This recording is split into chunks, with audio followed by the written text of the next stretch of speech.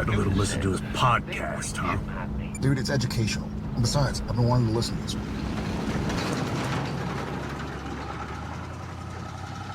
Welcome to Idling in the Impala, a podcast by and for lovers of supernatural and the fanfiction it inspires. I'm Kasey. I'm Sandra, and we've got a returning guest, BJ, who is Dorali Starscream on AO3.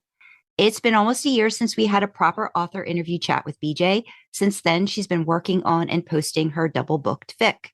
The Sam/Reader/Dean fic summary on AO3 reads, a non-chronological log of various encounters, incidents, and exchanges of things, mostly kinky, mind the tags, please.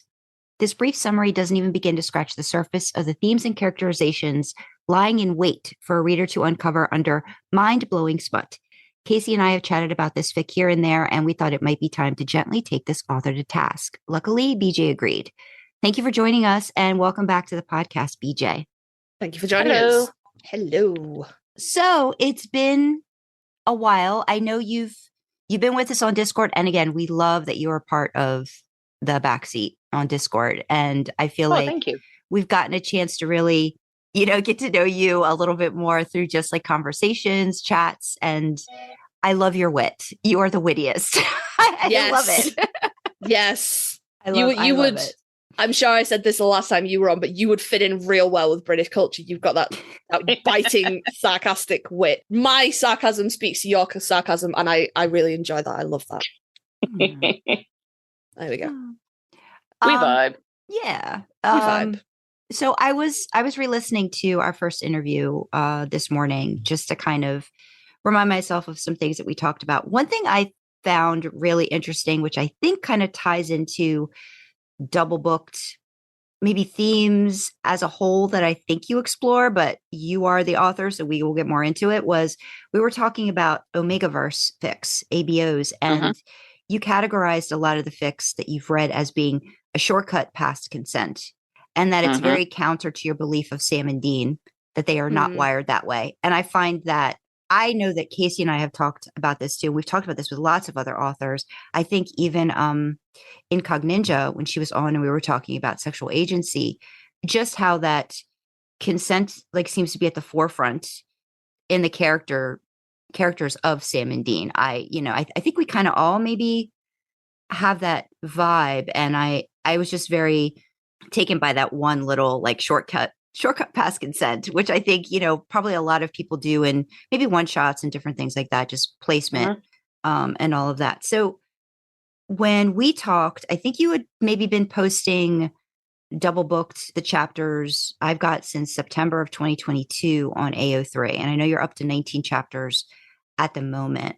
When did you start writing it before you posted it? Was it pretty much I've got this done? Because I know we've talked to you about your process. Sometimes you just put stuff out there, but then it's like drips and drabs, which I love that, your drips and drabs when you're writing. So was this something where you'd posted that first part and then just got it immediately out, or did you sit with it for a while? Okay, and I know I've made this point before, but it bears repeating. It was just supposed to be porn. it was I had that down too. It was just supposed to be, a home for little one-shots that kick around, on my scratch pad, on my work computer, and my cutting room file on my phone. I don't know. I had about 3 or 4 chapters written when I originally posted, and I posted them, all in a block. But way back at the end of chapter 3, and this is something MJ pointed out when they were reading it, is how the scenario that I'd written didn't really square with her vision of Dean as a character until she got to the end, when it highlighted the thought line that I had at the time that Dean, when he originally orbited into Sam and the reader characters, relationship, that he left all of the aftercare to Sam. He's here, he gets off, he makes sure she gets off, and then he's just gone. And how that didn't really square with her version of the character. But then I put a line and said, when they're all together watching TV and she's kind of, checking in with Dean, are you okay? And he's, sure, I'm fine. Why wouldn't I be? And Mm-hmm. how something about that doesn't feel right.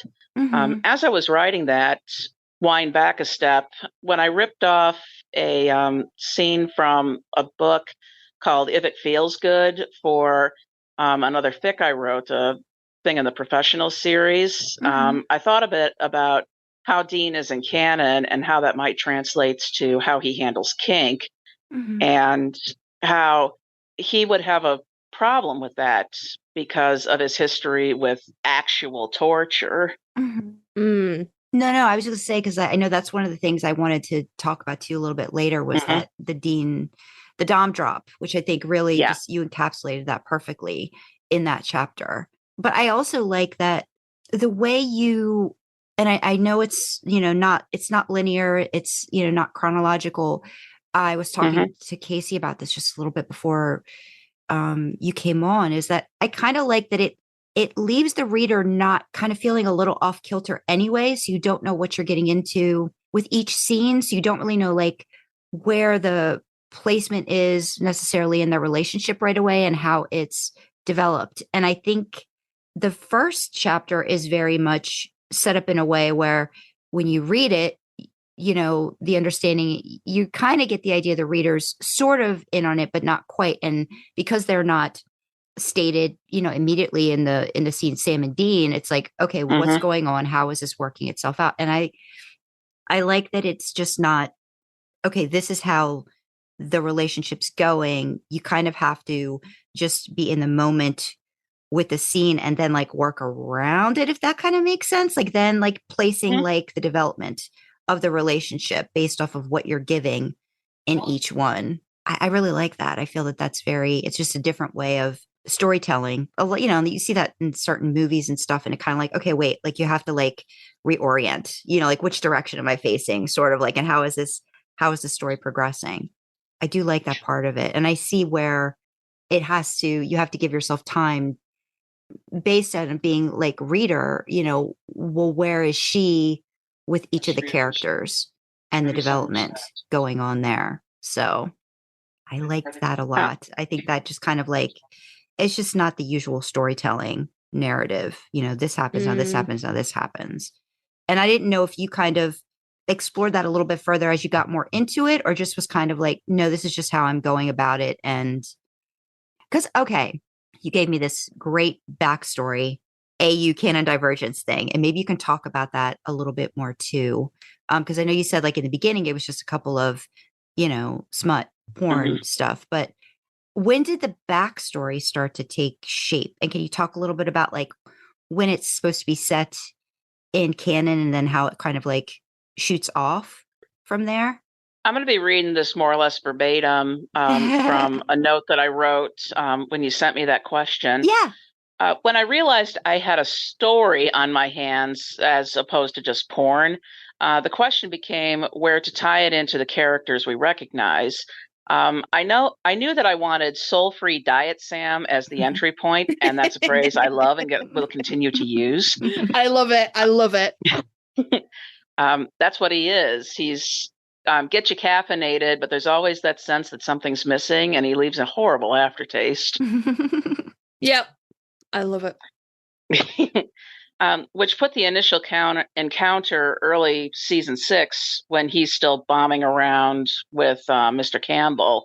I thought about paralleling the story with the Leviathan arc in season 7, but that didn't really shake out the way that I wanted it to. What with the guys being isolated because of Dean's broken leg and later being in hiding from the Leviathan.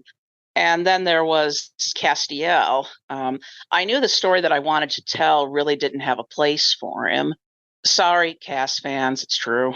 And then there's Sam's PTSD and his hallucinations of Lucifer, flashbacks to his time in the cage, etc. So basically, I just took the scenario that I had so far and asked myself, well, if I'd been in the writing room, what would I have pitched? So subtract the Leviathan, and just as an aside, can I take a breath and say, fuck every piece of fiction ever created that equates normalizing fat people with societal collapse. I hate it. It needs to die. Yeah. Yep. Absolutely. No, Yep. No, fully fully on with board you with there. that. Yep. Yeah. Mhm. Okay, so say the first couple episodes of season 7 happened exactly as they did in canon. They return the soul power to purgatory, but in the process, Castiel disappears and he's presumed dead. He isn't dead. In reality, he's in hiding, and which makes perfect sense because to the angels, he's a war criminal and he's a mass murderer. Sam re-encounters the reader character when they reconnect, which Sam welcomes because she's a vacation from the disaster area that is his life right now. He's still having flashbacks and he's having those very solid and tangible hallucinations of Lucifer, but he thinks he's got the situation under control via, black market medication and self-harming with the scar and all that jazz. Meanwhile, Dean's out hooking up, drinking the ocean, and doing a marginal at best job of keeping his shit together. Time passes. The guys continue on with the hunting. Dean gets invited to watch and eventually participate in the affair between Sam and the reader character. She's okay with it at first, and she's okay with not knowing a whole lot about Sam and Dean, because this is another difference between Sam and Dean. Sam compartmentalizes a lot better than Dean does. And that's something that he has in common with the reader character, that she compartmentalizes their time together into its own space. It's playtime, it's fantasy, and then it's Monday and back to work. Things come to a head when Sam suggests a scene involving blood play. And as the scene develops, he starts having flashbacks to his encounters with Ruby, and he starts having Lucifer shows up. He starts having the hallucinations.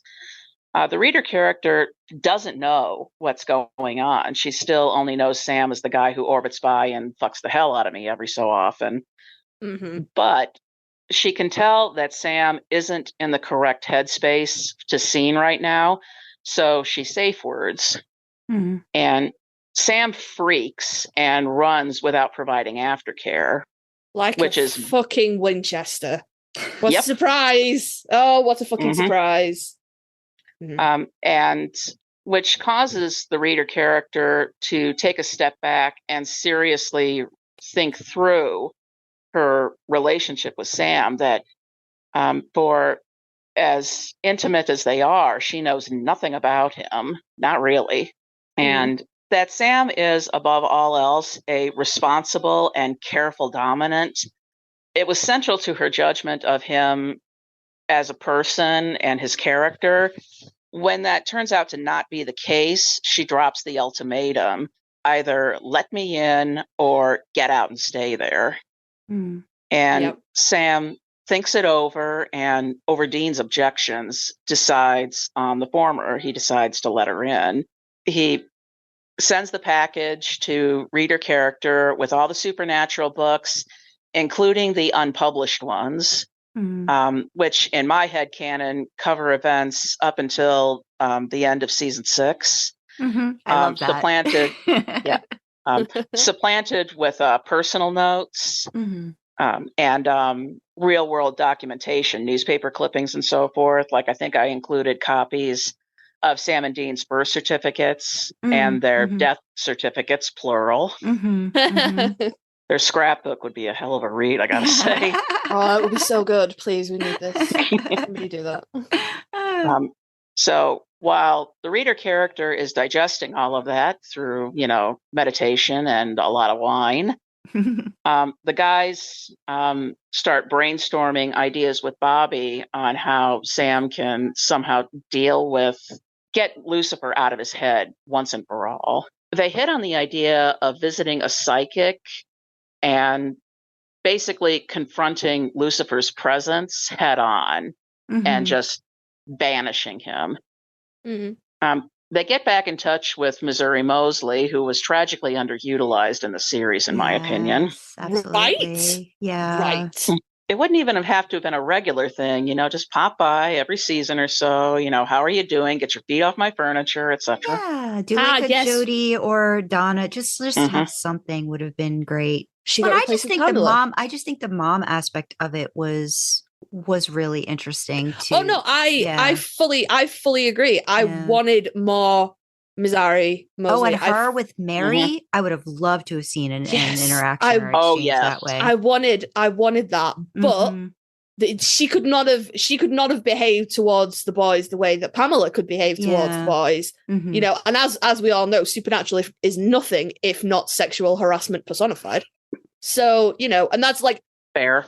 But I'm just saying, there was clearly a reason that we changed the resident psychic, or we didn't keep Missouri Mosley on as the resident psychic, and instead we went with someone, this is not what I believe, but more believably able to hit on the boys.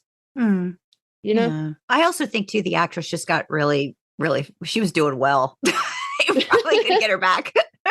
Because I think she was on Grey's Anatomy and stuff like that. So I think it was a thing too. But no, I do wish they had. Was everyone from Supernatural on Grey's Anatomy? I don't know, because I don't watch it. There's but a lot of cross-pollination. Yeah. No, but I didn't realize Missouri was definitely underutilized. Yeah. She deserved #Missouri deserved better. That's what it. Yeah. A hashtag. Absolutely. But also #we still love Pamela. Around. I love that Bobby was still around too. And you're like, he'd still be around basically after like middle of season 7, which I appreciate that as well. So I like that. I will play in any AU where that episode didn't happen. So they get in touch with Missouri Mosley. She agrees to help. And this is all outlined. I haven't written any of this in a prose form, obviously. She basically puts Sam and Dean into a dream realm that externalizes Sam's memories and pulls out the pieces of Lucifer that are physically / spiritually stuck in him, because that's a point in season 9, I think.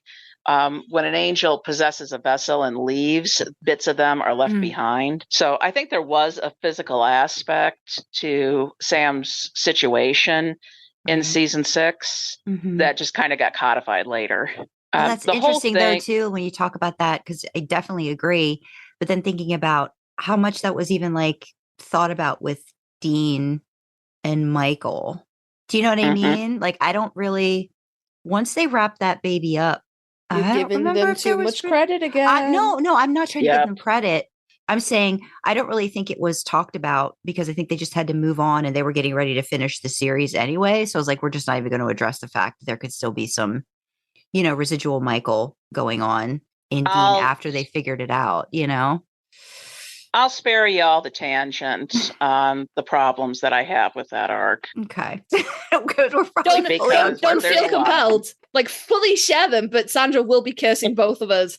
Editing Sandra later will be like, fuck. No, guys. please. If I'd love to hear that, thoughts about that, if you want to. Okay, well, in this specific instance, the idea that Michael would just leave and not have a backdoor back into Dean, and these are people that are familiar with how angel possession works. They should have thought of that.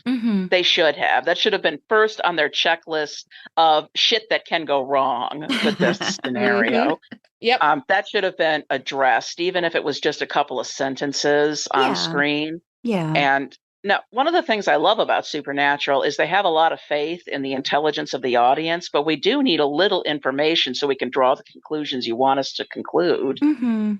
Yeah. And that's something that they became increasingly bad at as the series went on, in my opinion. Yeah. Yes. I think 100%. So yeah, that's the short version. Yeah, it's a valid point though. I always get caught up on being like, fool me once, shame on me. Fool me twice, shame on you, motherfucker. You pulled the exact same thing twice, and I will die mad about it. To be fair, I will die Yep. mad about that. I'm just like, you can't do this. If you want him to play other characters that are Dean but not Dean, let him. Don't go, oh, you can have 2.5 episodes and then nothing. Damn. Yeah, 2.5 episodes of a character that was actually pretty fucking intriguing. Yeah. Like I mean, my go-to is Demon Dean. I would have had a whole fucking season of that. But Michael Dean was also like, yes, please, you were doing interesting things. You were like poking monsters and making this, please. More of what? And then they were like, oh no, we just magically fixed it all. It's all perfect. Okay, so before we wander off completely into the ginky weeds, so anyway, the scenario is Sam and Dean are working together to try and physically, so to speak, expel Lucifer from Sam's consciousness. The whole thing is on the verge of going tits up when Cass suddenly reappears. He's been in hiding, but he's been kind of hovering around because he does that. So the three of them, Dean, Cass, and Sam, confront Lucifer and manage to bind and banish his presence for good. He's gone, finally. However, Cass coming out of hiding like that means that the angels find him, and Sam and Dean beg him to run to try and get ahead of them again. But instead, Cass has a come to Jesus moment and throws down his weapon and he surrenders. He's taken back to heaven alive, and presumably he's going to get thrown in jail next to Gadriel for the rest of eternity. No, I gotta ask, did you plan that to happen? Or did Castiel just do that when you were thinking this out and you were like, well, fucking fine, I guess. This wasn't what I had planned, but fine. Like, was that like a deliberate thing, or was that just the character walking away with your story?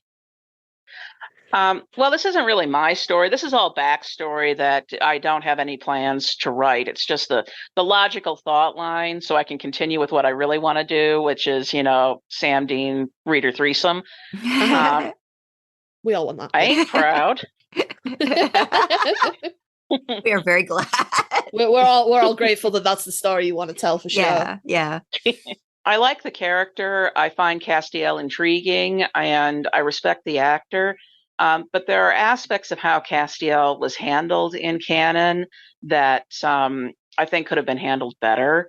And because from the Angels' perspective, I mean, the man is so to speak, is a fucking monster. And I got to thinking, well, what would be justice in that scenario? And I think that that's as close to justice as is possible to have, considering the damage he's done.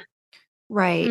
And they've talked about that a lot. I mean, that was a recurring theme, I think. Yeah, in season 7, they kept when he did like take over sort of like the Lucifer thing for Sam. I mean, you had the other angels, like, I think just having that, you could tell that approach to him was he keeps fucking up, and like he keeps doing things that aren't status quo and off the rails kind of a situation. I think it's interesting that he finally does make that ultimate sacrifice that I think he kept trying to do on the show, but just kept. And I mean, you could argue a lot of it is because of Sam and Dean too, like kind of as they do with themselves on the show. Like they keep interjecting themselves to be like, no, wait, let's see if we can find something else, find another way. Where this, I think, is finally, according to your backstory, like he's finally like, no, this is it. I'm ready to just incur whatever punishment they see fit, I guess, in that sort of a situation. Accepting responsibility for the damage that he did. The Man Who Would Be King is one of my favorite episodes in the series, especially because of Dean's summation at the end. Just because you can do what you want doesn't mean that you get to do whatever you want. Yeah. It's such an interesting line too, because I think it really encapsulates God, and I think like Cass is sort of like for, that brief period, like getting into that mindset and just like, yeah, I could do whatever I want because I think it's, I think this is what should happen. And I think that's kind of like along the lines of just Chuck and all that stuff too. And it's just, yeah. Good. I mean, good points. without getting too philosophical, the road to hell is paved with good intentions. So they say. Oh yeah. So it's, good men do things that they think are the right thing, and it ends up damning everything. So it's, Yeah. I don't know. No, That's what we love about Supernatural. Even though sometimes it's really like it's subpar, it makes you think. Yeah. about all of these things. Question philosophy, Yeah. and what does it mean to be a good man? And in this essay, I will. Or how the possession of raw power stunts your growth as a being. In this essay, I will. Yeah. Yeah. Yeah. Yeah. Oh God, we'd be here all day. Yeah. That'd be great. But that was the backstory I ultimately came up with, to explain where the guys are at as far as, events happening off screen, so to speak. So as of the time this all goes down, the guys are still actively hunting. They are still, maintaining the family business. But so far, anyway, nothing apocalyptic has crawled up out of the woodwork. I don't know if I want it to, because I don't know. Like I've toyed with the idea of Crowley making a cameo and what I want to do with that. And it's a tempting idea, but I don't know if that's something I really want in this story. I will warn you to please take heed from someone who has done this. It's real fun to fuck it up. It is significantly less fun to put it back together afterwards. You will have the best time if you bring Crowley into it. I'll be like, hey, Apocalypse 14 is here. And then you will stand in the ruins of what you've wrought and go, oh, what happened? What is this? And there will be a crowd of people going, oh my God, you're going to fix it. And you'll be like, I don't even know what I've done. So just take heed from someone who is standing in the ruins of what they wrought going, dicks. Restraint. It's a fun idea, but it's not always great in practice. Well, because what I really want to do is Crowley shows up at the door. May I come in? And reader character who realizes maybe not exactly who he is, but that he's bad news is like, oh, certainly, come and step over this ornamental rug. Oh, I love that, though. I love that. That's great. And just kind of leaves him there for a day or so. I'm now picturing the phone call to Sam, which is, there's a fucking demon standing in my living room. It's on my rug, and I don't know what's going to happen. I don't know how long I can leave it. You need to come and fix this. Come get your demon. Yeah, that would be great. Your continuation of the canon is so much better than Amelia would have been. I love that there would have been a reader that I think is very... So has so much of her own demons and backstory, but in a different way. And I because Amelia's just what do you think of Amelia? That is a rant that I will spare you. Okay. No, we're gonna have to now make a series that's called BJ Rants, and each episode is just gonna be one thing where you're like, right, this is how it do be, and then it's just Amelia, Michael Dean. It'll be great. It'll be great. I love this show from the bottom of my shriveled little fandom heart, but I could make trading cards out of the interesting yet underexplored ideas they rake up. Yeah. I think that's the great thing too about then having a writer like you, wanting to say, well, what if this happened instead? And me, I love the left turn you took away from the ending in season 15. It's like, fuck Chuck. Yeah. Because you get to play in the sandbox with them too. I like too that your thought process is giving them just a chance to sort of maybe figure their stuff out, without another apocalypse, without that, and just get back into how do I do the thing that I need to do in addition to hunting. Oh, I had a thought when you were talking about Crowley. Is your thought process too that maybe Sam and Dean are just trying to be very careful to insulate the reader in terms of compartmentalizing, that maybe even though she knows she's given the tools to maybe be prepared, read, know what she's getting herself into, make the decision have her own agency about it, but then try to keep her sort of like at a distance from a lot of do you have any intention, because I know you're talking about Crowley, and we're 19 chapters in. That's another question. Do you have an outline for this in and of itself? Like how many different things you're planning to explore with them before you finish? I threw a whole bunch of questions at you. No. I get what you mean. Mhm. I do have an ending. I do have an end point. Oh. It's how many shenanigans do I want everybody to get into before that? Because I think I mentioned this in a comment to one of y'all. This is something. The full arc of this series happens over a few years. Mm-hmm. So this is not a summertime love affair. Let me put it that way. Yeah. Mm-hmm.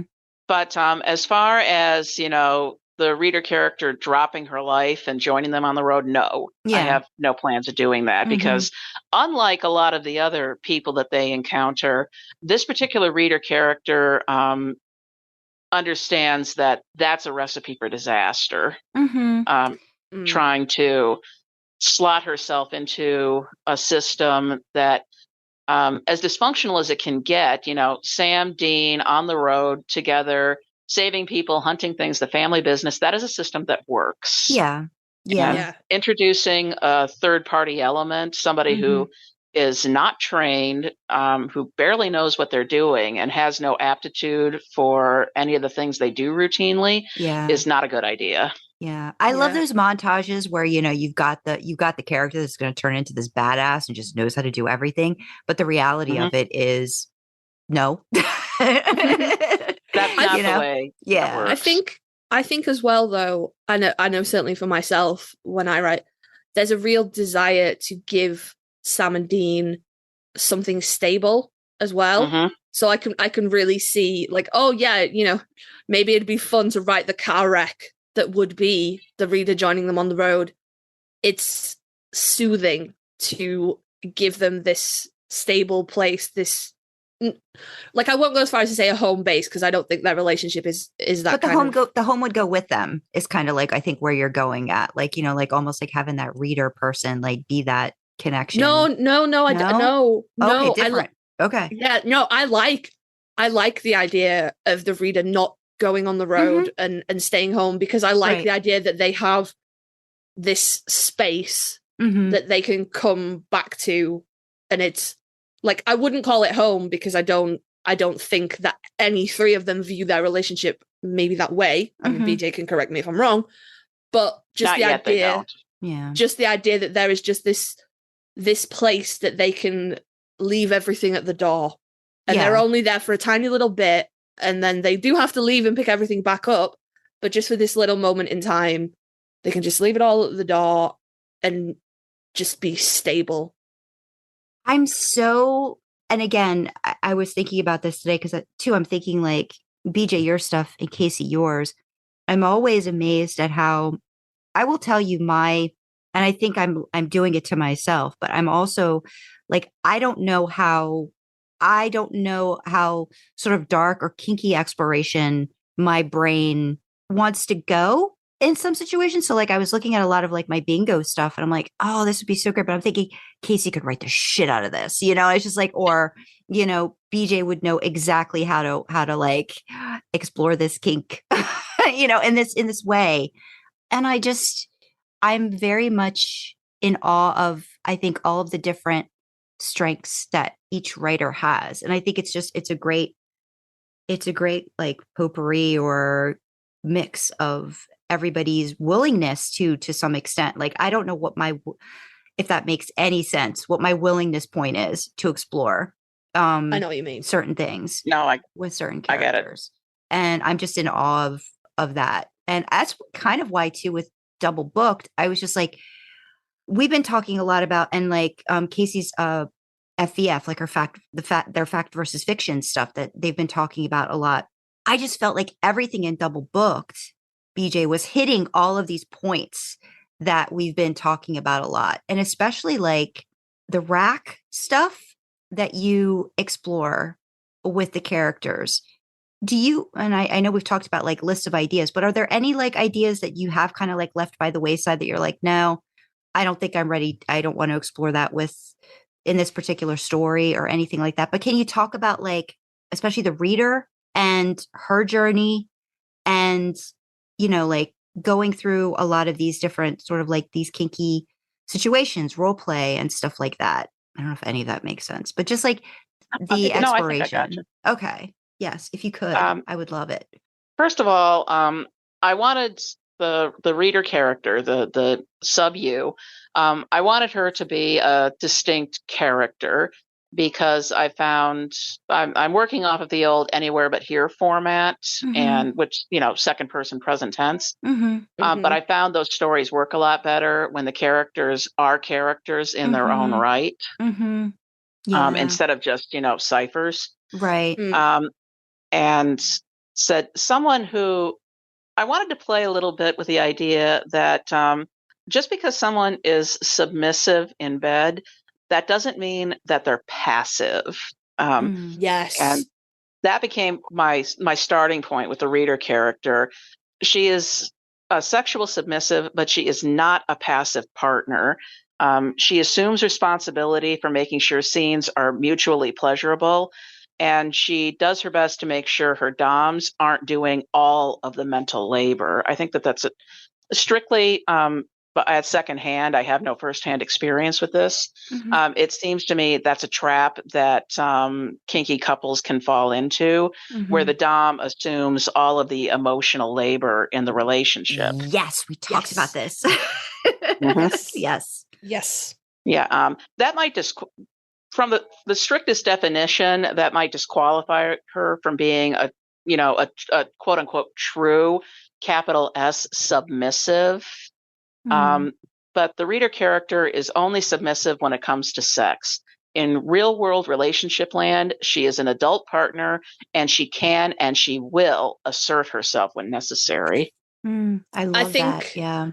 I think because a lot of mainstream kind of exposure to kink and BDSM was 50 Shades of fucking Grey, people regularly confuse a dominant submissive relationship to be one of a total power exchange, which is equally not what is discussed in 50 Shades of Grey, but because that's just Abuse, the trilogy. But that is, if you could wrangle 50 Shades of Grey into any kind of healthy kink relationship, it would be much more of a total power exchange kind of relationship than just a traditional dominant submissive. So I think it's probably much more common in real life for people to be dominant and submissive sexually in the bedroom, and it has absolutely no bearing on who they are outside of that space.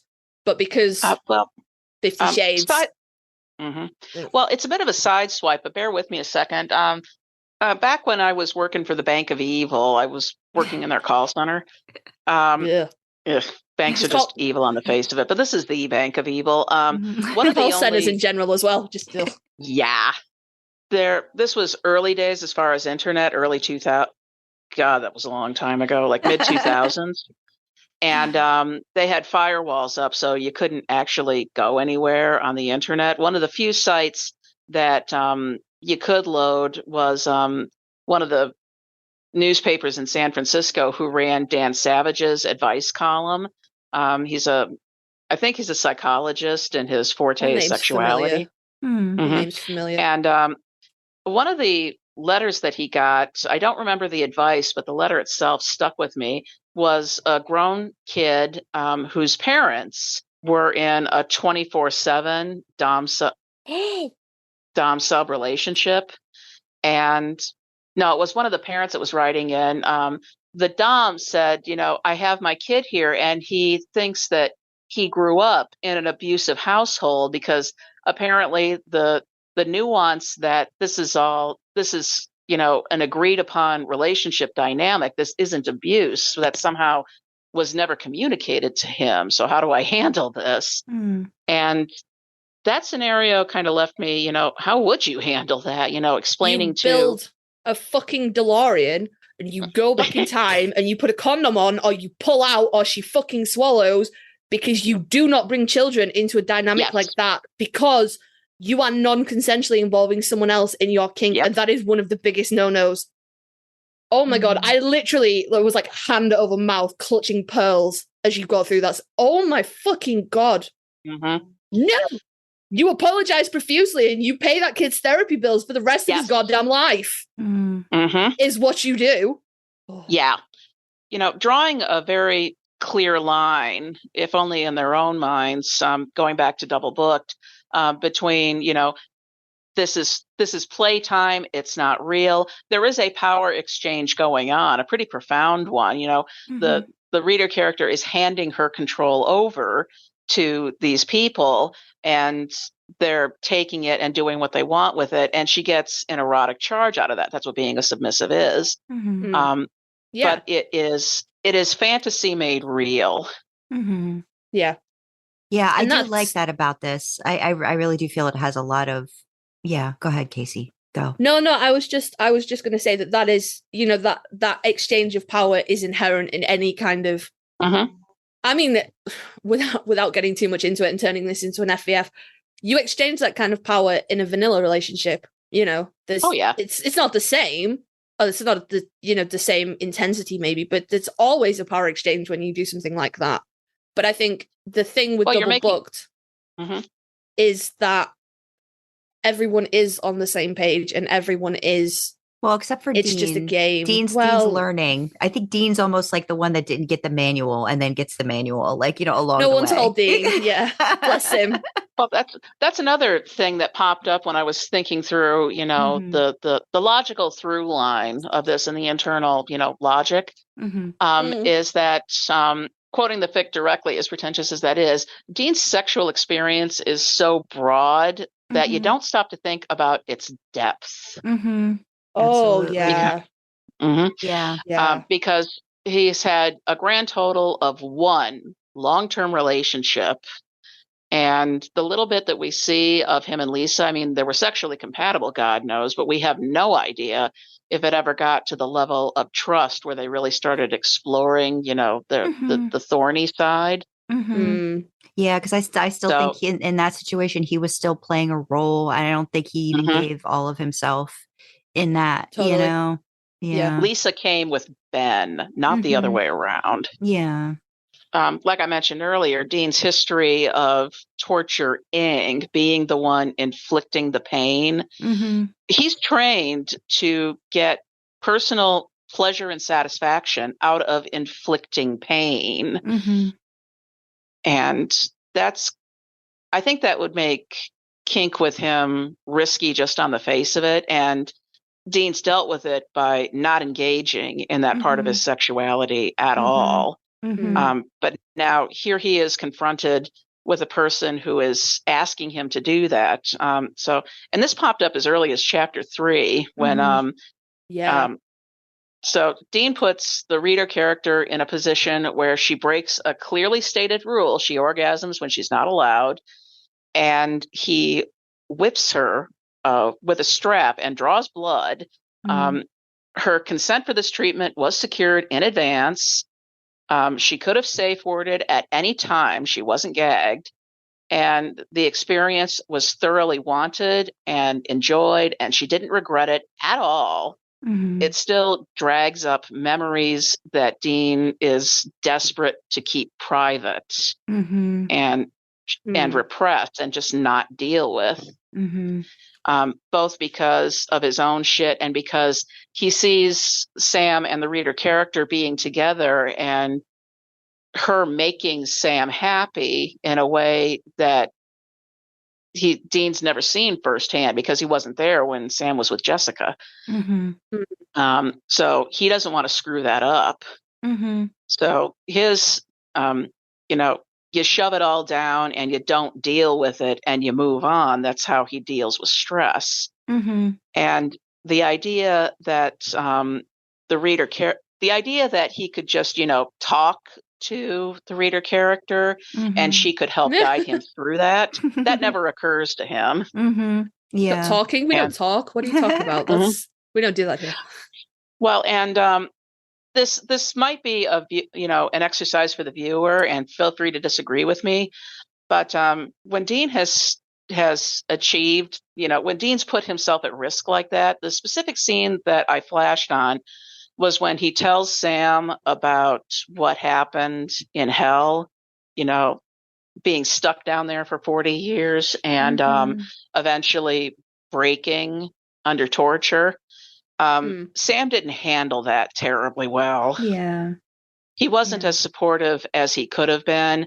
And then later, when the episode with the siren, he takes that knowledge about Dean and hurts him with it. And yeah, it was under the influence, but the attitude was there. Yeah. Yeah, it's still, you can apologize to the plate, but it will remain broken. You've still smashed it. Yeah. The axe forgets, but the tree remembers. Yeah. And we don't, Dean didn't see this because he was off camera for a lot of this, but here we have Sam, settling into this idea that Dean broke because he was weak, because there's something about him that just wasn't, tough enough. And we have Ruby drip feeding him that, feeling that maybe you're right about that. I would like to interject at this point that Sam Winchester is a fucking baby and has never done one thing wrong in his entire goddamn life. All right. I'm not saying that as a criticism. No, I know. I completely understand. But while it may seem that we are discussing Sam's crimes and the things he's guilty for, he's a baby and he's never done anything wrong.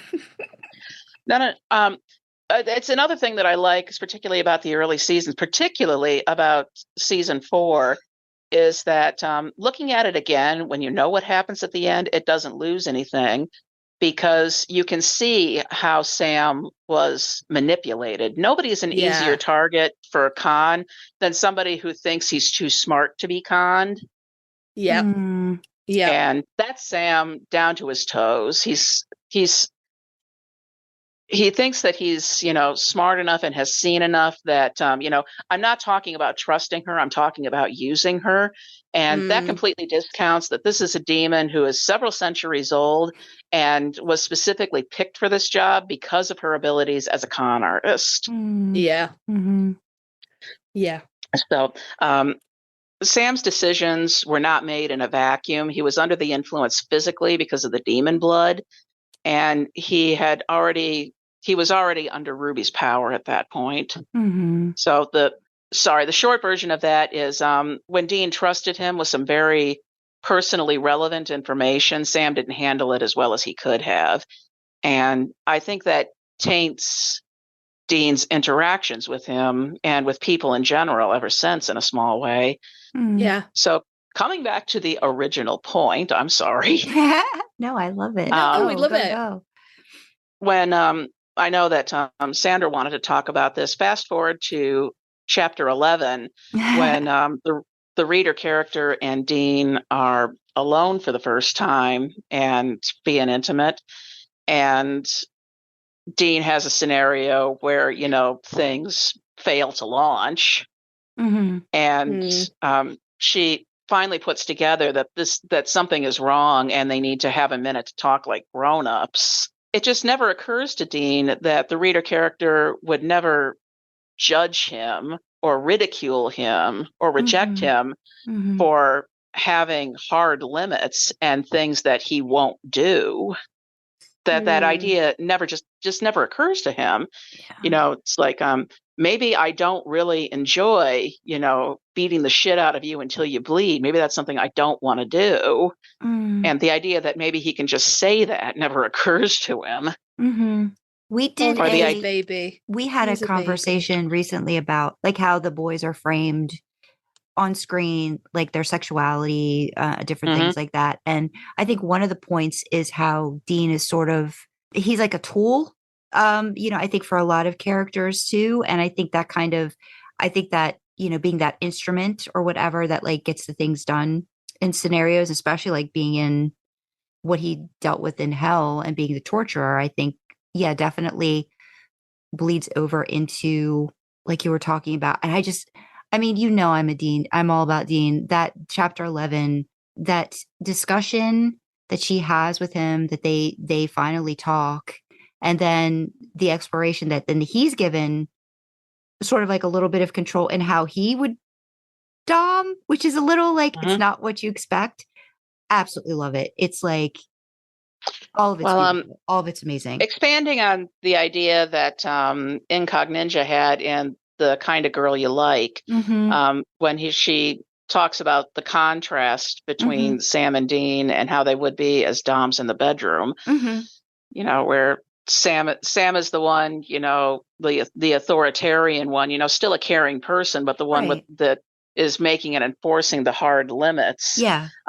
And Dean's just, you know, the playmate who takes the lead. That he can be dominant and still be himself, you know. And Dean, at least in my mind, didn't realize that, right? And then, but then, like having that conversation, yeah, that he can still be a sweetheart and still be dominant is just an idea that hasn't occurred to him either, because Dean's a product of his culture, the same as anybody, and with limited firsthand experience. I mean, his idea of what domination is going to come straight from porn, and porn doesn't do gentle dom very well. No, not at porn all. doesn't do anything very well. Don't take sex advice from porn, guys. Just don't. No. That's a terrible idea. Don't do that. Yeah. Moms teach sex is not literal.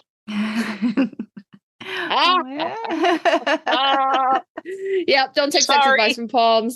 Oh my gosh, that was really made me laugh. I wanted to ask too, just because as we're talking about it, how much do you think, like maybe Sam's wanting to explore his kinky side is a combination of what he's gone through? Like, do you think he would have?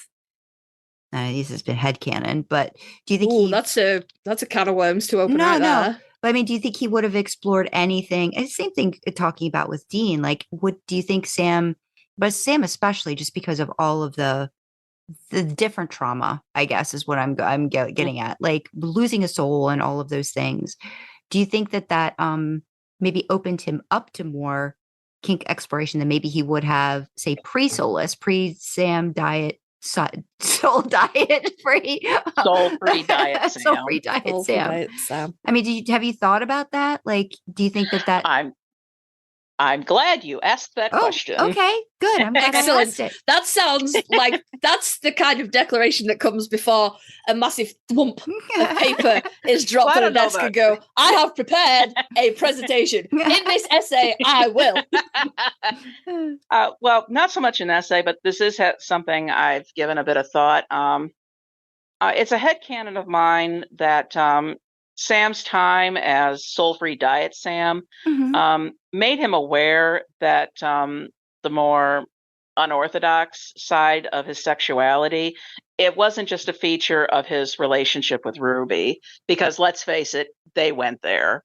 Oh yeah, they went there. Yeah.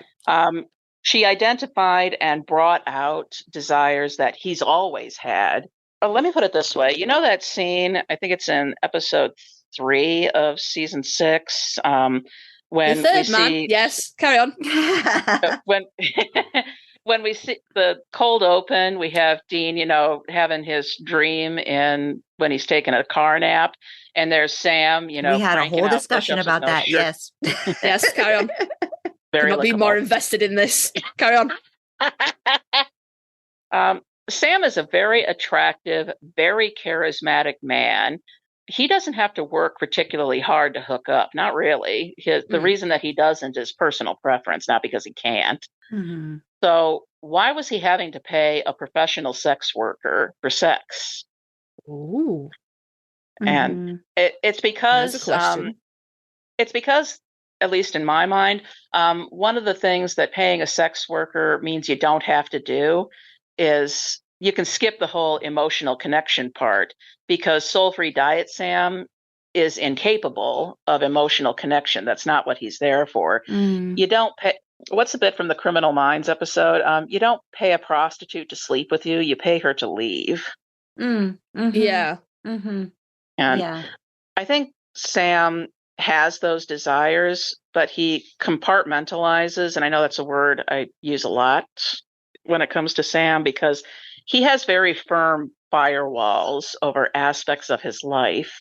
It doesn't surprise me at all that he considered a career in law. Mm-hmm. That's characteristic of lawyers. And I think he compartmentalizes so easily.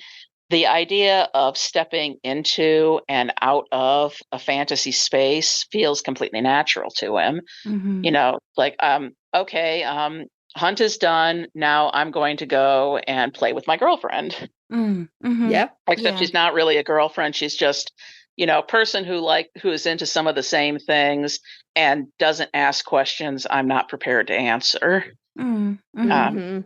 And he never intended his relationship with the reader character to progress beyond that point. She didn't either, to be completely honest. Developing an emotional connection, much less falling in love, that was not part of the game plan for either of them. Right. Yeah. So here they are. The sex is not getting boring, and suddenly there's all these other needs that they keep bringing to the table, that they keep meeting for each other. And then Dean orbits in, and that doesn't blow up in their faces. And you have somebody who understands that Sam and Dean are a package deal. I was You gonna can't say, love yeah. one without loving the other. And this person is like, okay, that's actually something that I can work with.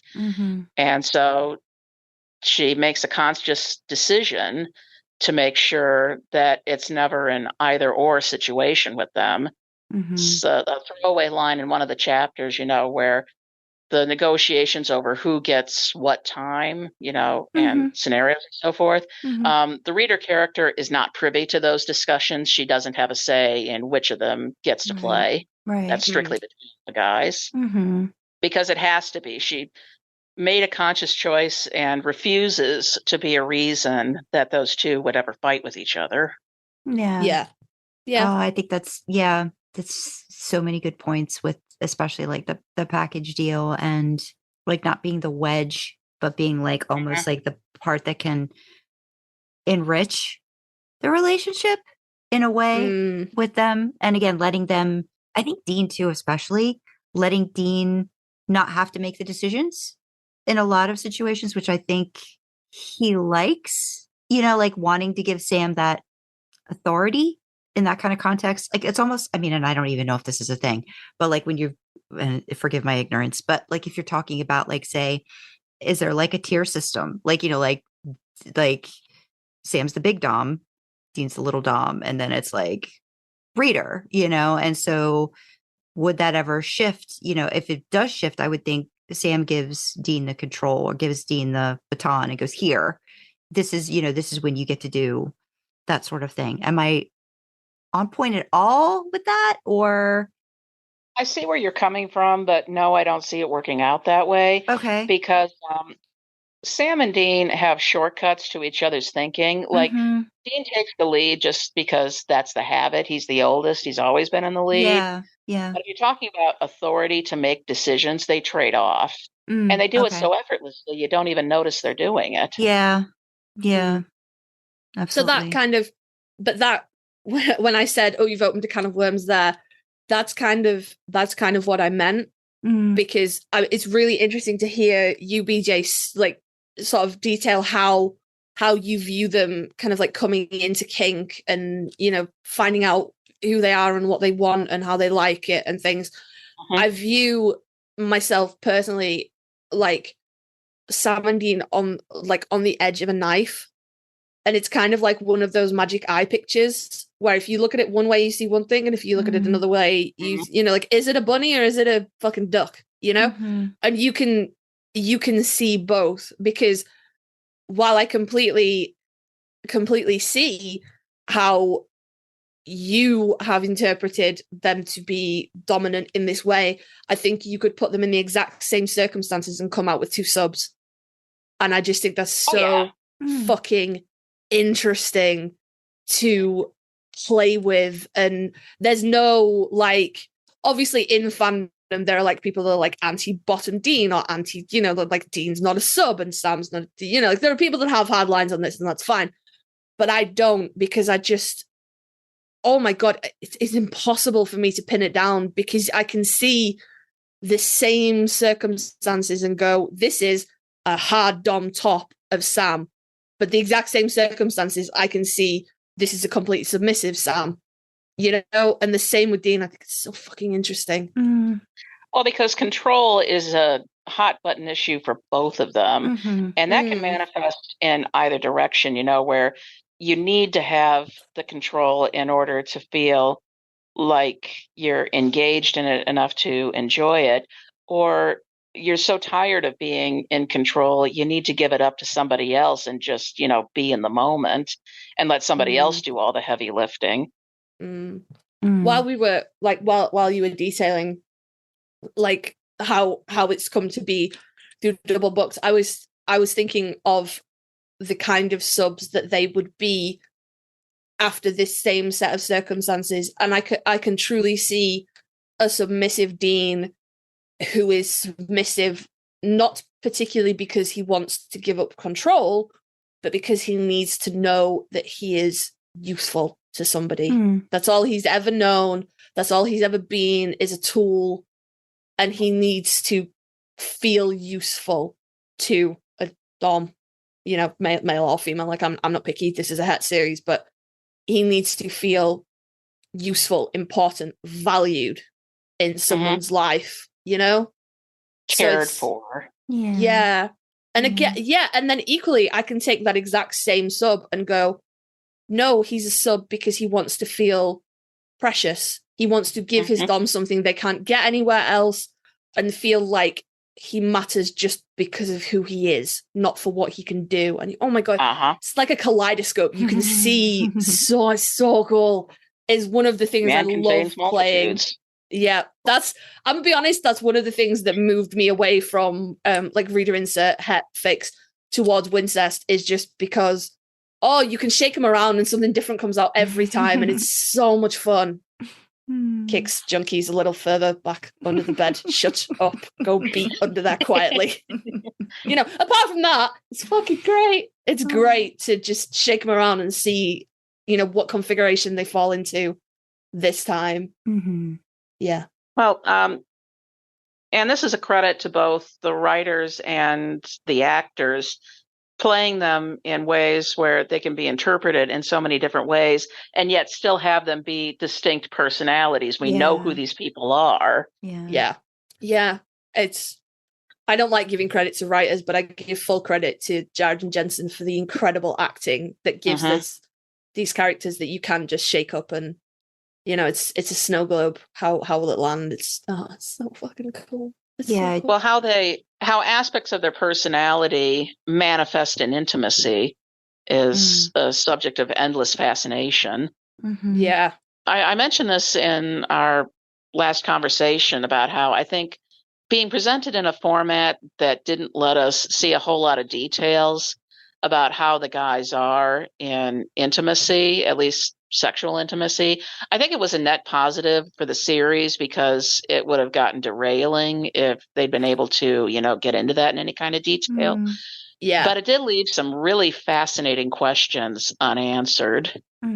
Yeah. And we love unanswered questions because then we get to answer them. Yep. We get to go, no, it's like this. I think it's like this. Well, it's, I know you'll fight me on this, Carly, and you have a right. And also trying not to put this into a territory where the guys are being sexual with each other, because in my headcanon, first of all, they're both straight. Secondly, they're just not into each other like that.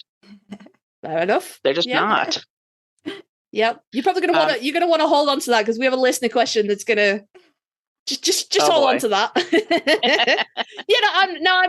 I'm not gonna fight it, because I love that. Again, I love that we all watched the same show and everybody walks away feeling a little bit different about it.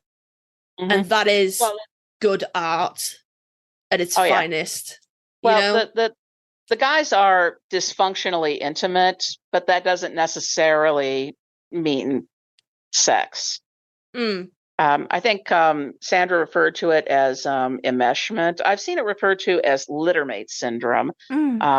Dog trainers talk about don't adopt puppies together, even though it's logically it would make sense to, because they're friends, they can keep each other company. But puppies, when they're adopted into the same family, they start to get codependent on each other, and it can get to the point where they can't function apart. You can't adopt them into different families and not have them be together. They can suffer separation anxiety. They can have aggression issues. It can be dangerous. Oh, and I didn't know that. That's Sam and Dean. They don't function much really at all outside of each other's company.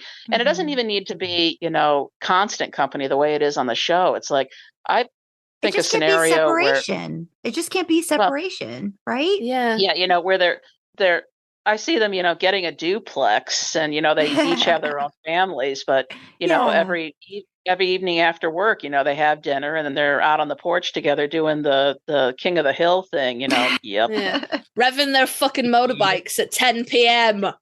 I think that now this is just a think question, because honestly, when I came up with it, I was like, I don't even know what I'm really trying to figure out with this. But my question was, how safe, sane, and consensual can or should we expect Soulless Sam to be? Not at all. Well, Soulless Sam was only really there in the beginning. He gets referenced a few times, but the reality of Sam with no soul only shows up for that one scene. Which I did think about that, and I have a counter question. Okay, I don't know if I have the answer. Sandra was not prepared for counter questions, because I was just like, it just popped into my head. This is just food for thought. Counter question: is Soul-Free Diet Sam's emotional range so stunted as to render him incapable of understanding consent beyond adherence to rules?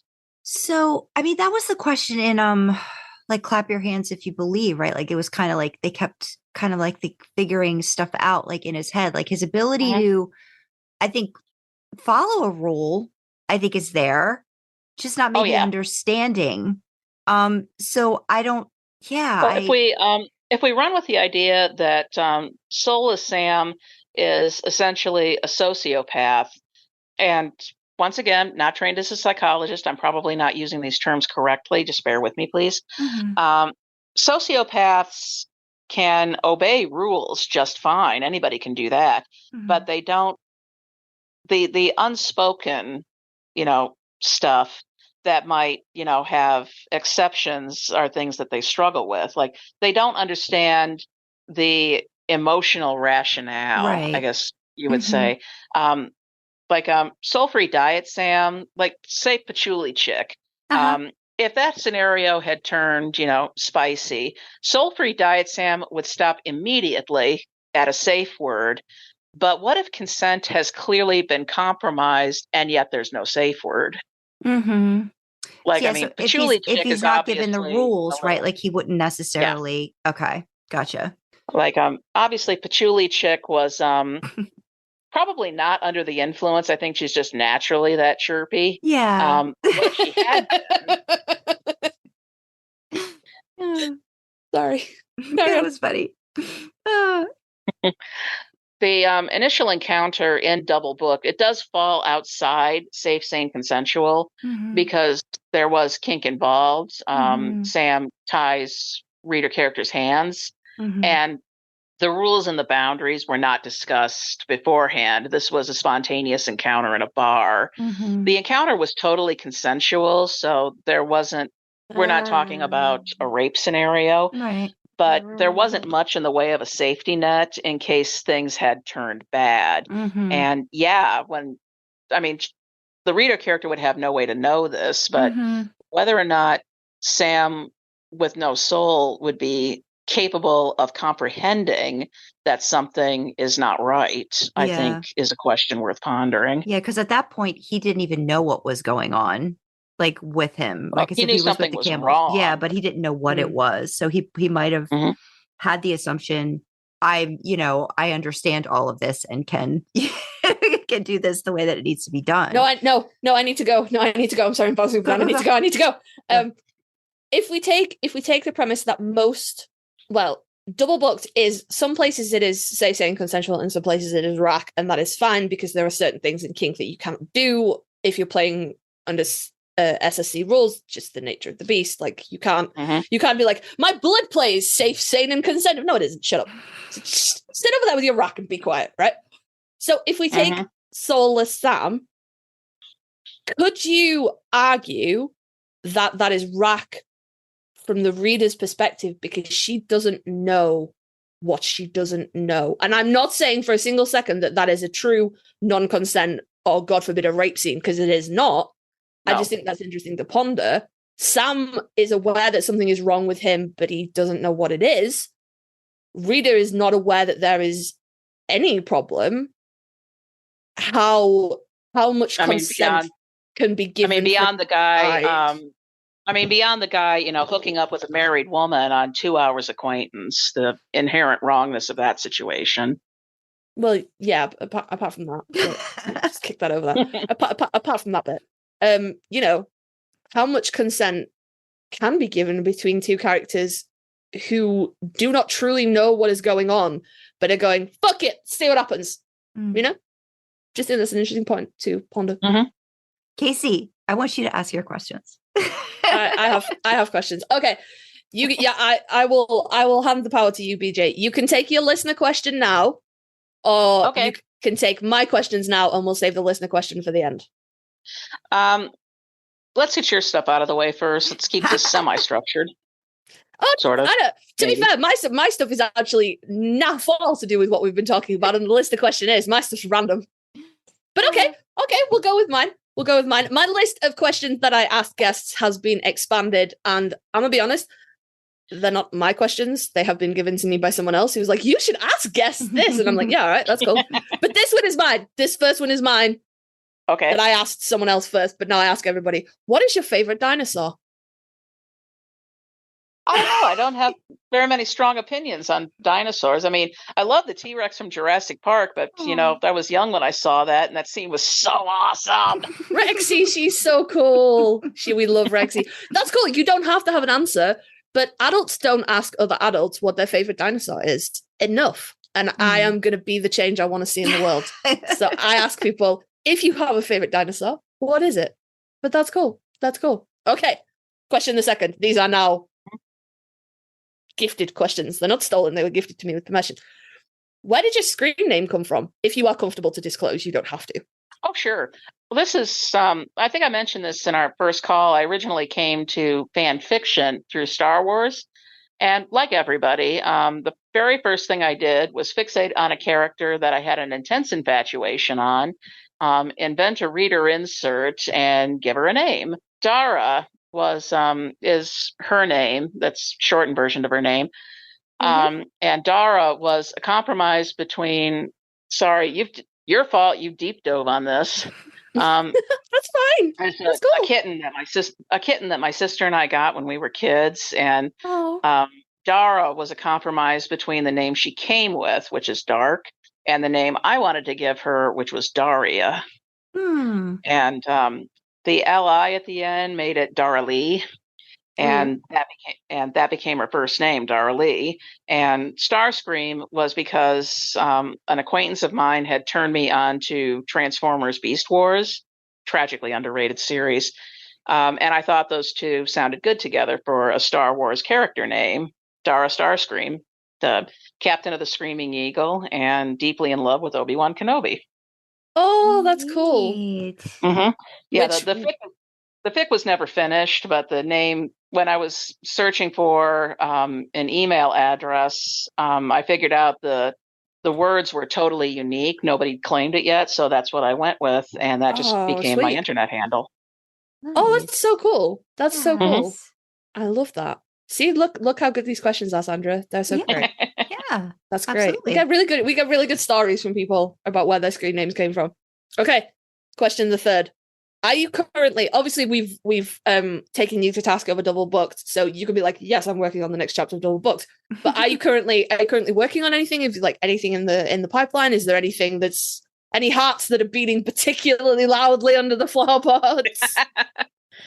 Well, Double Book was I have a chapter written, but I don't want it to come next in the narrative. So it's been put aside while I figure out, what I want to say next.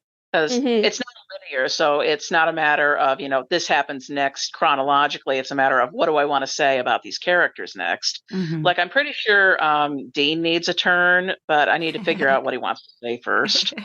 No, that's fair. I know. But chapter 19 is Sam centric, if that helps. No, that's cool. That's cool. I am behind. I haven't read chapter 19 yet, but yeah, no, I don't mind Dean chapters. I'll read them. Just kind of like ponderings about the next thing that wants to come in double booked. Nothing else prodding in the background. I have a scenario in mind, but I'm worried that that'll push the story too far to its conclusion, and I might have other things I want to say first. Because, like I said, I do have a final chapter and an epilogue written. Oh. And I think the story will go there. It's just, what do I want to say in the interim? To give yourself that. What positions can I pretzel these two athletic, horny young men into? They are incredibly flexible people, though. They are incredibly flexible. No, I love that. Hot, so hot.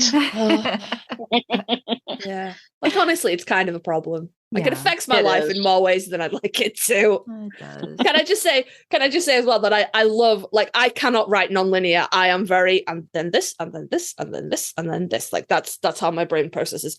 But I love the fact that this is the first time I've done something like this, and I'm amazed that it's working out as well as it is. It's amazing, and I love it because I come into each chapter mildly wrong-footed because I never know where it's going to be. It could be something really early, and I love it. It just, the suspense. It's so good. You've done such a good job. It's amazing. So good. Thank you. When it's completed, I am going to post a chapter index that puts everything in a chronological order. Yes, please. Yeah. Yes, please. I would also really enjoy being able to read it chronologically. It would be nice to get to do that again, like when it's done. I think, have that option if you wanted to. Yeah, because then you get to go, oh my god, that connects with that, and that's what. Oh my god, yes, I love that. Please do that. Yes, yeah, nice. But as for other stuff that the hearts beating under the floorboards, there is one thing in progress that I am bound and determined to fucking finish. But it's not going the direction I want it to, so I might have to rip it out and start over again. Have you tried threatening it with when that happens? Have you tried threatening it with mild to moderate violence? It doesn't work. A couple of times. It just makes you feel a little better. I thought that's what the stick was for. No, the stick's for us. The stick's for the authors. The stick's not for the works. The stick's for us. Use it for the works occasionally, or no? It's a just strictly author stick. Is it just? Well, it's like I thought bringing Cass in would sort everything out, but now he's standing there. Hello, Dean. Oh, you're supposed to fix this, you asshole. That's your whole purpose. No, I'd rather you didn't use the stick because I don't want to give Sam or Dean the stick because they routinely march into my head and go, and now this. Gotcha. I don't need them to have violence to back that up. All right. If that's all right with you, could you keep the stick use? Physical beings as opposed to metaphysical beings, if you don't mind. Gotcha. But I fully allow threatening with mild to moderate violence. That is absolutely fine. I feel like you got to go really hard on the violence for those boys for it to make an effect of any sort. Yeah. No. I got it. Okay. Don't threaten, pain or bludgeoning or anything. Just go in with your fingers curled. Here comes the tickle monster. Oh my god. Have we ever established? I cannot remember. Are either of them ticklish? Has that been established on the show? I can't remember for the life of me. I don't think it's been established. Most people are ticklish in some way. Yeah, but I know my husband is not, which is really annoying. Like, I can't. He's not ticklish. My husband is very ticklish. And I'm wondering if one of them would be. I feel like Dean, you could tickle. I'd wonder about Sam. I'd wonder if Sam was ticklish. I really have to think about that now. No, now I have this mental image of someone trying to psych Sam out, and they start, kind of, he's tied up with his arms over his head. They start kind of, tickling under his ribs, and he just looks at him like, yeah, and Yeah, this is getting weird now. when he like the Men of Letters, like when he was tied up, like one of favorite scenes. Accent in a pantsuit. Yes. Yes. Goodness. I fully encourage you to explore that, Sandra. Just maybe I'm not writing it down. No, because it's finish your fucking fix February. Maybe that's something Julia needs to explore with Dean and find out all his little ticklish I'll have spots. to think about it if I've even plant done that in that. your idea. Because Yeah. then when March the 1st comes around, I'm going to go, did you finish your fucking fix, Sandra? Did you? Maybe After you called everyone out in Discord. Maybe I can put it in one of my bingos. Maybe that's what I'll do. Let's see if I can figure out a way to put that in there. There All you right, go. we'll figure There it you out. go. We'll figure it out. No, oh, great. You know the scene that just flashed into my head. Say, Dean just practical / just for fun. Tries to teach Julie how to slip her hands out of getting tied up, hands tied behind your back. You position your hands correctly when it's happening. You're supposed to be able to slip the rope. Say he comes up with a scenario for that. But then instead of, we have ways of making you talk, but then he starts tickling her. Oh, that's cute. I love that. That's very Dean and Julie. I love that. Oh, yeah. All right. I'll see That's what I can do adorable. with that now. I'm going to bully her about that. Don't worry That is about it. I cute. won't let that fade into obscurity. I've got to make that a short little just insert, like just like a little like timestamp. I will be the beating heart under the floorboards. He does help her, like, they do a little Train bit of some stuff, sparring and yeah. stuff. So that could have been something else. Yeah. I think we can figure that out. Well, because scenarios, you're not going to know how you're going to react until they actually start happening. That would be a way for them to keep it, this is just for fun, but it's also just in case. Yeah. I like that. All right. Okay. Yep. Okay. I'm so sorry. I don't mean to be the genesis of plot bunnies. No, I don't do this, enough of these conversations anyway. I've been told, so it's good. It's good when I get a chance to just like explore and talk and stuff like that. So no, it's good. Like it's good. I do enjoy it. Teeth. It it's is. like, Sandra, what are you working on? And she's like, nothing. With her nasty, horde, big, pointy teeth. Horde of like fucking half-written documents. Nothing. I'm working on nothing. And she doesn't share. She's not. And then I surprise you, and you're like, "What the fuck?" Yeah. That is true.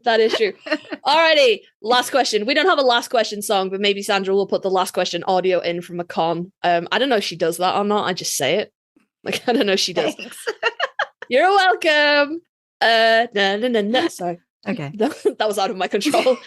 So this is a listener question, and I will not name the listener because you will know immediately who it is, both you, BJ, and if you've been paying attention to the last, 6 months, year of episodes, listeners out there. So this listener asks, how many goat sacrifices would it take for you to add Wincest to Double Booked? Name your price, name it, I'm begging you. And just before you answer that, I would like you to know that Double Booked got me yelled at, and that has never happened before. I usually get yelled at about my own fix. I don't tend to get yelled at about other people's fix, but I got yelled at, and the yelling was of why didn't you tell me about this? It's so fucking good. And my response to that was, because I love you and you don't read het. So why would I recommend you a het fic? And she was like, that is fair, but also this is really fucking good and you should have told me about it. So with that additional backup information, how many goats would it take to add Wincest to Double Booked? And it's totally fine if the answer is it will never happen. It's not happening. Not in that particular story. That's absolutely fine. I knew that. She knew that as well. And she would like to just express that she's loving the heck out of the series, the whole verse, everything you're creating. She loves it. But she would also like to implore just one last time, but please, for the love of God, Wincest. Not in this story. It's an idea I'm trying. It's an idea I'm trying to play with. The problem is, I simply don't. I don't see a nice way of going there. Not without ticking into all of the reasons that's not a good thing, out in the actual real world. And I know Sam and Dean are a special case, but still. I've said this to Sandra quite a few times about quite a few. It can just be porn. It doesn't have to be anything. You can just be like, these are two fucking Adonis gold star level attractive men. What if they fucked though? And it can just be that. It doesn't have to be like, you don't have to bring the real world and how incest is bad, y'all, and it's so taboo and we're brothers. You could just be like, I am the puppet master and you will bang because I have decreed it so. Like, you can do that. Nobody's going to come and hit you with a stick. I'm not used to being in a conversation this long and nobody's yelling at me for something. Oh my goodness. Well, no. I guess No. I'm glad we got to remedy that. Yeah. Come back. Like, we'll talk at you for like fucking hours and they'll be yelling, but it won't be yelling at you. It'll just be me yelling into the void. Actually, I updated our listener very quickly and was like, there will be no Winston. And she would now like you to know that she is a Victorian lady draped miserably over a fainting couch. You have made her very sad. She would also like to specify that you know that she meant as part of a threesome only. She's not trying to break anything up. She just thinks the unresolved sexual tension would be the tit. That is not what she said. I'm paraphrasing. But that was the basic gist of it. She's like, I don't want to break anything up. I just think it would be great if they bang once. That's all, you know? So, and if anyone out there is unclear who our listener is, it's Dreamer. It's always fucking Dreamer. Hi, Dreamer. anyone comes up going, what about Wincest? It's either me or Dreamer. And I would not say no if you wanted to put Wincest in double booked, but I respect double booked as it stands as a het fic. But yeah, no, that's the only fic by someone else I've been yelled at about. So no, in that specific scenario, in that specific relationship, I think having the boys go there would destabilize what they've got, and they value each other and their relationship too much to do that. I completely agree. That is the literal definition of you can't unfuck this. Literally, you cannot unfuck your brother. No. And yes, I did state this in the fic itself when the reader character broaches the idea of, including, Dean on a permanent basis, when she says, I want you both. And she says straight out, Westmark effect is in play. Siblings raised together don't get into each other. Yeah. Now that's one of those things where it's like Stockholm syndrome. People fixate on it, but it's not actually a thing. At least not as far as science is concerned. It's a term that describes a phenomenon that sometimes happens, but sometimes doesn't. And it was codified by a lay person who really wasn't very well informed about the situation in the first place. Okay. I'm writing stuff down. Oh, I'm sorry. Sandra's learning. I'm learning. We enjoy learning. I love learning from BJ. Yeah, that's it. I always walk away from our conversations being like, I've learned today. You are incredibly intelligent. Yeah. I just lonely kid. I read a lot of the wrong books. I mean, I did too, but I think it just didn't stick. I also lonely kid who read a lot of books, but not those ones. Well, I don't know what it is about my brain, because if you actually try to teach me a process, it just kind of goes blanks. But if you give me a piece of trivia to find out, like, okay, give me 5 minutes on Google, I'll figure it out. I read it. That's interesting, and remember it forever. I mean, I still have to look at this. I still have to look at the scar on my wrist to tell my right from my left. Oh, but your left makes an L. I'm doing the hand motion as we speak. Your left makes an L. You're right. You're right. How come no one ever told me that? I don't know, you're but you correct, or else everybody's going to get confused. I don't know who the people are in your life, but you need to have a fucking word with them because it makes an L. This is how.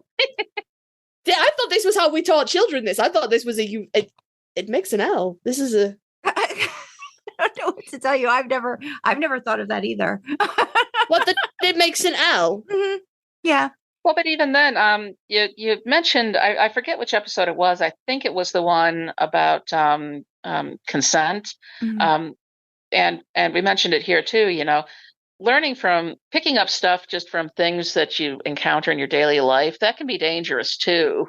especially when it comes to sex, because so much of what we're told about sex is strictly for presentation, and it leaves out a lot of really important shit. Yeah. Yeah. Yeah. Before we go there, Yeah. because I want to try to wrap Sandra's like, shut up. Sorry, proceed. I'm shushed. I did want to ask BJ, because I was looking at the stats for Double Booked. You've got a crazy amount of hits. Did you expect that? I expected it to be more popular than my other stuff because, it's not ABO, it's not as niche. Yeah. I didn't expect it to, by my standards anyway, to go fucking viral. It's great. I mean, I was just so excited. Like when I actually looked, I was like, wow. I was like, that's so great. It's awesome. And I know it's getting, a ton of kudos and comments too. Yeah. It's, even granting for a minute that it's unfinished, which means people are still tripping over it. Right. I expected it to get a reader base because, it falls into some people's, kinky net. But I didn't expect it to have the legs it has.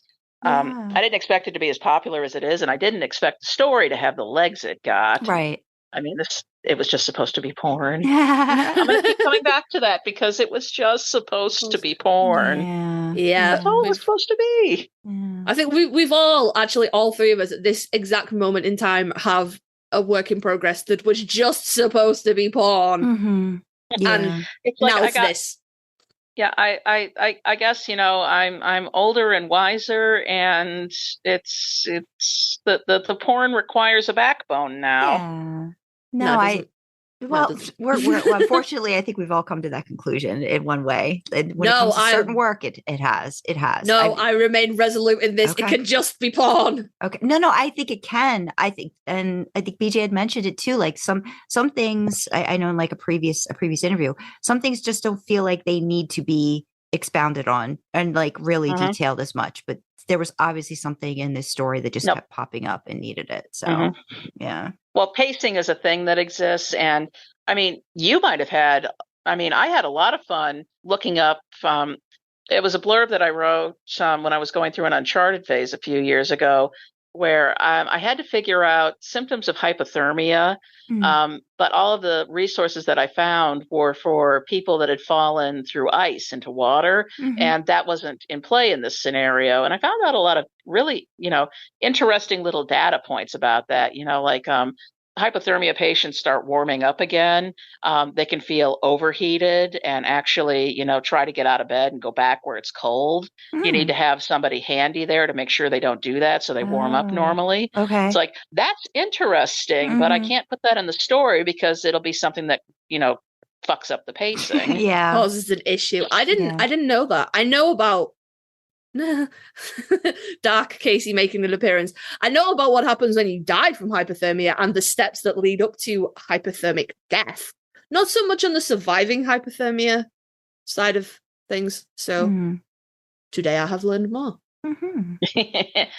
Or like, wanting to throw something into Lake Superior because it's the lake that never gives up her dead because it's so cold, nothing bloats. Oh, that's so cool. No, the Lightfoot song is literal. Bodies in Lake Superior don't rot, so they don't serve us. Wow. Has anyone tried to dredge it? How deep is it? Lake Superior is the size of an ocean. Never mind. And in its deepest spot, it's about 1,200 feet. Never mind then. No, that's perfectly. Yeah, no, that's perfectly reasonable not to dredge up the dead of that. No. No. Okay, well, I'm going to share a hypothermia trivia fact because I want to be involved. So, if you one of the steps of actually dying from hypothermia is that people will take their clothes off, even though they are still cold. They will still remove their clothes, and it's some kind of like weird, like brain glitch fuck up. And also, they tend to burrow. It tends to bring out some like properly primitive mammalian burrowing instinct in people. But again, that's dying. I don't know. I know a lot about dying. I don't know a lot about surviving, which is, oh shit, I'm going to have to put that on some kind of social media. That's great. I'm going to write that down. Hang on, I got to write that down. Oh my God. There's an angsty Facebook post in my future that needs that. Well, it's a flaw in the thinking of people that have grown up in stressful scenarios, I think. We're a lot better at disasters than we are about maintenance. Mm. And actually, now that I think about it, that's another, thing that you could say about the guys. Give them an apocalyptic scenario, they're fine. Yeah. But ask them to do something normal, like working out a chore list. Yeah. And Absolutely. they'd find a way to have a fight about it. Mm-hmm. Yeah. Oh, I'm not gonna use that for an angsty Facebook post. I'm gonna give that to Dreamer as a dialogue prompt and go make something with this. And she'll curse my name for all eternity. It'll be great. Doesn't she has like a list of curses with your name on it by now? Yeah, I think so. One day she's gonna work up to getting that goat, and my life will be ruined in like 17 different ways. One day she's gonna get there. But like she lives in Australia, so it's like I don't know how hard or easy goats are to source out there. Maybe a sheep. I don't think that has the same power. I think it has to be a goat. I don't think sheep hold the same power. I don't know. Thank you for giving me something else I gotta look up. Questions? A friend of mine pointed this out because he's an author, and he said, I've learned some of the weirdest things, and people are okay with it because they just say, "Oh, I'm a writer." Yeah, it's a good excuse. And they're like, it really "Oh, is, okay. yeah. Let me give you this guide. Let me give you this guided tour of this murder castle somewhere in Nebraska." I'm paraphrasing, obviously, but still. Yeah. But still, yeah. No, I just. On that note, I am going to say, I think we need to wrap up just because I've got about 3.5 hours of stuff to download. To be fair, you could probably chop off the last hour. Oh, I know, but it still has to download. Yeah, significant bits of. We've always have Discord, so there's always a chance to continue conversation. I'm gonna post in the Discord. I had additional material written. Believe me. Oh my gosh! Madam Overthink over here. Oh, but I still have that in the merch suggestion box. T-shirt, coffee mug, whatever. I have a black belt in overthinking things. Aww. Still have to convert the T-shirt that I got. I still have to convert that into a size I can actually wear because that project's been backburnered so long. Because I'm going to be honest, I don't know how to use a sewing machine terribly effectively. I'm a craft butterfly. I flip between obsessions, and right now I'm knitting. Mm-hmm. Again, yes. Yep. I know you guys have conversations about that. Yeah, no, we discussed that. No, we discussed that in Discord. That's fine. We exchanged pictures in Discord. Yay! Yeah, no. I was like, what are you making? Show me your scarf. No, but BJ, that's about half the length it needs to be, but it's growing. So nice. We definitely have to have you back for another topic conversation. We're gonna figure out what that's gonna be, so that then there can be multiple tangents and a lot of ranting and all these wonderful things that have occurred today.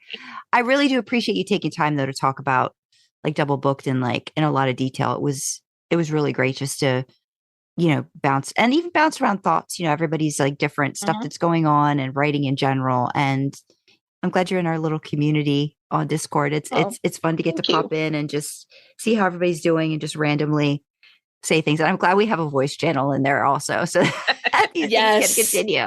You got to get in the Discord more often, mate. You fully do. You just need to be. Oh yeah. Yeah. I know. I'm just there's not time. Fandom should never be an excuse to stress yourself out ever. Yeah. No, this is a hobby. We are relaxing. It's fun. We're so fucking relaxed, BJ. My God, we're so relaxed.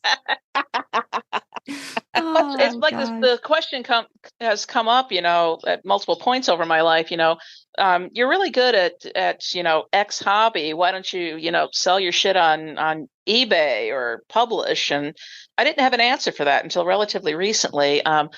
Where this is my hobby, I do it to relax. Putting me in a position where I have to produce things would take that away from me. Mm-hmm. Yeah. No. Yeah, absolutely. I'm I can't commit to anything in a timely manner if it's crafty because there's every chance my brain will go, nope, we're done with that now and move on to something else. Can't commit to these things. I don't know as I want my brain to go there. Nope, we're just gonna leave that right there. Alrighty, thank you very much for joining us, BJ. Oh my No, gosh. thank you. Nope. No. And incidentally, my mom is in the living room with me, and we're in Oh my we're in gosh. season 2 right now. It's the Baltimore episode, and Dean's being a jerk, Aw. Oh. but he's making the farty noises, pissing Sam off. Oh gosh. Oh my gosh. That's great though. I love that. I love that you've got that going on. That's Yeah. awesome. It's awesome. BJ, thank Um, you. I really did But appreciate you thanks coming for out. having me. It's the Yeah. best 3.5 hours of my week so Oh, far. good. I'm Woo, glad. that's But awesome. we'll But thank you. We yeah. We'll let you go, BJ, and we'll do our outro and all that good stuff. I'm taking your bit, Sandra. I'm sorry. that's okay. Take my bit, please. It's your one fucking job. It's not my one fucking job, but we'll pretend that it is. It's not your one fucking job at all. But yeah, we'll let you head out and get back to season 2 Dean being annoying. Yeah, have fun with that. That's Yeah. always fun. Cheeky Thank you Dean. so much for coming. Like, we have the best Thanks for time having when you me. come talk to Yeah. us. So thank you. Endlessly thank you. Thank you. Have a good one. Okay. Have a good rest of the day. Yeah, enjoy the rest of your weekends. Thank And you. you. Speak soon. Bye. Bye-bye. That It was a was discussion. real good. Real good. Yeah, I I always really walk like away that. from conversations with BJ where I'm like, I learned something. Yeah. Yeah. I've got a whole bunch of like little random notes everywhere on my notebook now. But Yeah. yes. So, Yeah. I mean, if you haven't already figured it out, listeners, definitely if you want to reach out to BJ and chit chat, join the Discord because as you could tell, we have a lot of fun in there. We'll have links in the description and all that stuff. And you get to Me and Sandra are in there as well. bathe in the you get to bathe in all of the wit that that Kasey and BJ come up with. Yeah. With their chit You know, like I don't know how much of a draw we are, but we're also in there. yes, you know? yes, we're also in there. We're also there, but we do have a fun little community in there. That's just random. it's good. And fun. It's good. Yeah. It is good. So we should. I'm taking gonna- your bit again, but we're we should gonna wrap probably up. wrap this up. So if you want to reach out to us, because we're not as interesting as BJ, but you can email us at idlingintheimpala@gmail.com. You can comment on Spotify and use the Q&A section to share your thoughts. All our contact details are on our website, idlingintheimpala.com. Go check it out. Don't forget to like, comment, share, follow, and subscribe wherever you access your podcast. But especially if you are watching or listening on YouTube, it really helps us with the algorithm. All hail its benevolence. If you are listening to us just on an audio-only platform, though, if you could leave a review with all of the stars, that would be amazing. Yes, please. We will offer a goat in your honor. We're not going to sacrifice it. We're just going to be like, this goat is for insert your username here. We won't sacrifice it. We're just gonna like end up with like a goat. We'll send you a picture of a goat. Yeah. Well, I forgot the word for a group of goats then, and I was like, herd? Is it? I think it's herd. Idea. No idea. Let us know if the collective for goats is herd or not, because I think it is. No, it must be because that's the name for a person who watches over goats. Is a goat herder. Yeah. Let us know. I'm going to Google it, but let us know anyway. Okay. So yes, no, if you are listening to us on audio platforms, please leave us a 5-star review because we love you and that would be freaking sweet. You would make our day. In the description, as always, there are the current causes that we are championing. So from me, you have a UK-based and a US-based LGBTQ plus charity. They are primarily talking charities focused on, if you need to reach out and connect with someone, talk to someone, you're in crisis, you need like assistance, but like of the counseling variety, not like they're not going to turn up at your house with the police, but if you urgently need to speak to someone, that is what they're there for. We know that not everybody has that kind of safe space in real life. From Sandra, we have mental health and, surviving trauma charities. Again, kind of more focused on like talking and things like that. We wish that there was nobody out there that needed those things, but we are, unfortunately burdened with knowledge. So if you need those services, that is what they are there for. Also from Sandra, she's very good at providing links and references and things like that. We have the American Civil Liberties Union website down there and also vote.gov. I remembered it this time. Vote.gov. I'm not reading from a script. I make this up after every episode, by the way, and I don't have the links in front of me. So I'm flying by the seat of my pants. American Civil Liberties Union and vote.gov. It is 2024. It is an election year.